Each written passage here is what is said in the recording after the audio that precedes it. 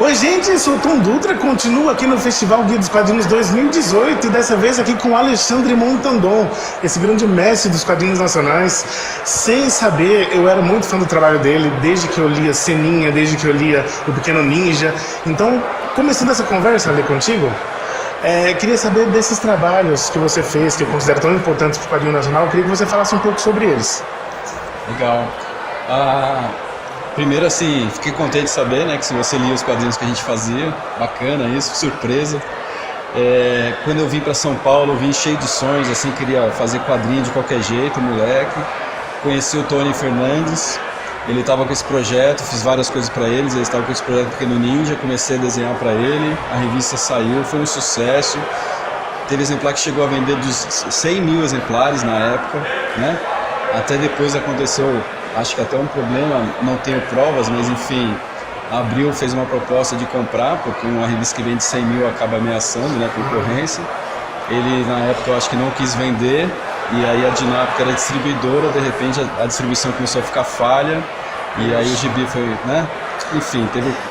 E aí depois tive a grande oportunidade de trabalhar no Instituto Ayrton Senna, na época que estavam criando o Seninha. Então o Senna era seu chefe, praticamente? O Senna era meu chefe. Tem até um caso muito legal, Tom, que... Conta pra gente.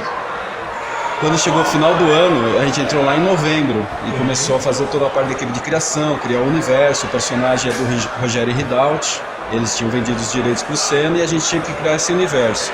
Então chegou o final do ano, tem a festa de Natal, tem o amigo secreto da empresa. E dentro do amigo secreto tinha o nome do chefe, Ayrton Senna fazia parte desse amigo secreto. E no dia, lá, que distribuição, ele estava lá presente, participou, igual um chefe dentro de uma empresa. Era muito legal.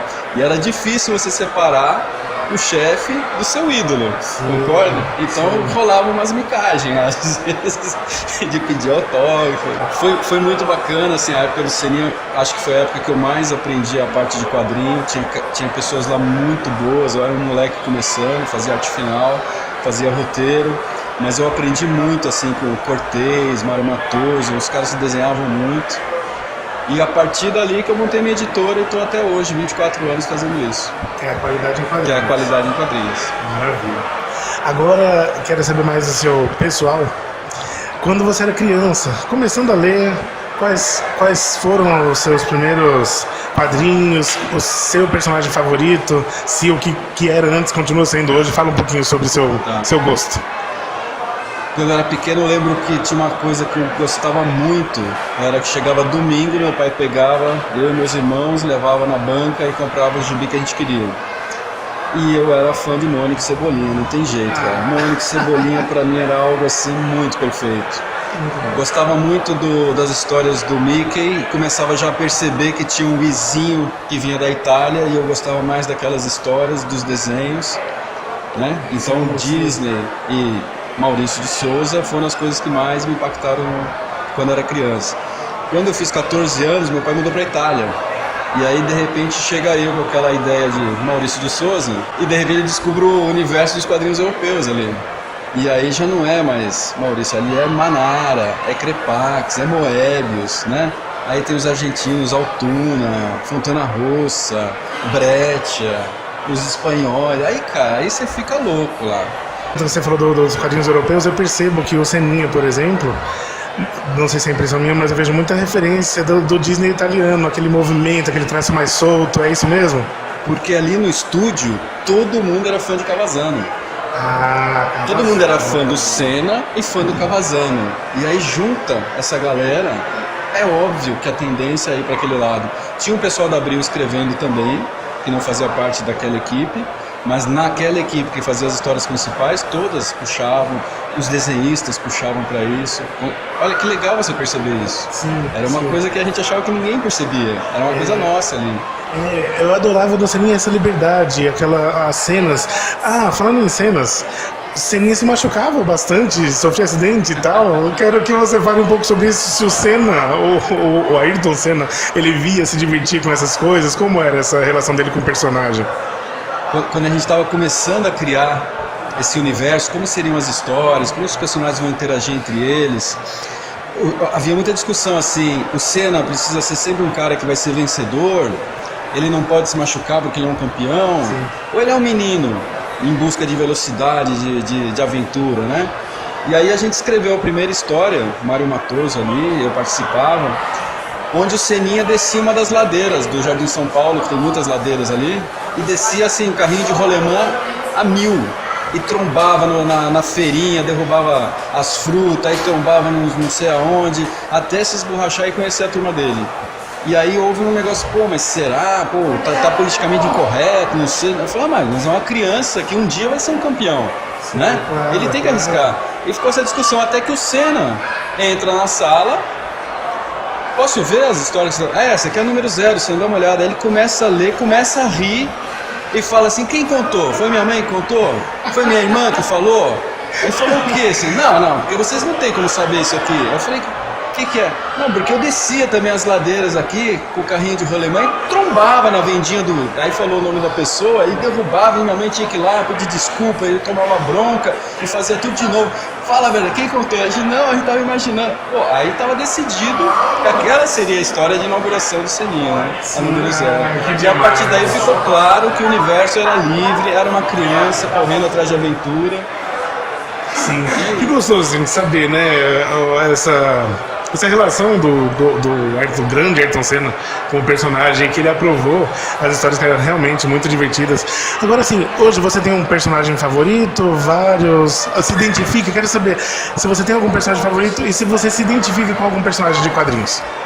Então, hoje eu não tenho assim o favorito, eu gostava muito de Sandman, né? A Morte é um personagem assim que sempre está presente em casa, ali nos bonecos, os desenhos que eu faço, pin-ups. Mas acho que a gente vai crescendo, vai ficando mais velho, a gente fica muito eclético, né? Sim. Então, assim, eu não teria assim um meu personagem favorito. Sim. Mas se eu tivesse que escolher um agora, a Morte do Sandman, pra mim é um dos que mais me marcaram. Assim, quando ela fala, a gente só dá valor pra vida porque existe a morte, pra mim assim é fantástico. Maravilhoso. E assim, eu pergunto de se identificar porque quando meu favorito é o Donald e eu me identifico muito com ele. Sim. Porque o Donald é um pato, mas ele é muito humano. Ele perde a paciência, ele desanima. Tem algum personagem que você vê, como eu vejo o Donald, eu me identifico, você vê assim, poxa, eu me vejo nesse personagem. Tem algum que você consegue pensar? Eu vou falar um que a gente brincou até quando a gente estava conversando. Quando a gente estava criando o Senna, tinha um personagem meio largadinho ali do lado que era o Marcha Lenta, né? O Marcha Lenta era para ser um personagem meio devagar, meio lerdo, meio... E aí eu falei, não, cara, o Marcha Lenta tem que ser assim, algo mais parecido comigo, um cara que gosta de... Não é que ele gosta da preguiça, mas ele não se estressa com todas essas coisas mundanas da vida. Sim. Ele é um cara que ele tá vendo além, ele preserva a amizade das pessoas, né? Ele sempre está presente no momento certo, mas não precisa ficar na correria que a galera tá. Entendi. Então assim, foi um personagem mais próximo, porque o Marcha Lenta era eu. É demais. E o Senna entrava na sala lá e falava assim, e aí Marcha Lenta, tudo bem? Eu falava, pô, feliz da vida, né? Perninha pro alto, sossegado, cara. Total. Ale, pra quem quer conhecer seu trabalho, ter um contato, vou deixar aqui os endereços na tela. Quer falar alguma coisa sobre isso? Pode ter esse espaço. Então, como eu disse, depois que passou que o Senna faleceu, eu acabei saindo de lá, abri a minha própria editora, Qualidade em Quadrinhos, e me especializei em usar a linguagem dos quadrinhos para educar, na verdade. E aí percebi que existia um mercado muito bacana nas empresas, no corporativo. Era uma época de transformação no Brasil, pouco se valorizava o funcionário, estava entrando a gestão da qualidade, eu comecei a fazer materiais sobre isso e nunca mais parei, cara. Eu faço basicamente hoje materiais educativos para empresa, falando sobre gestão, sobre meio ambiente, segurança, etc. Quem quiser conhecer, www.qualidadeemquadrinhos.com.br. Maravilha, Ale. Obrigado, cara. Então é isso, gente. Conversei aqui com Alexandre Montanon. Espero que vocês tenham gostado dessa conversa tanto quanto eu. Nós nos vemos nos próximos vídeos. Um abraço e até lá.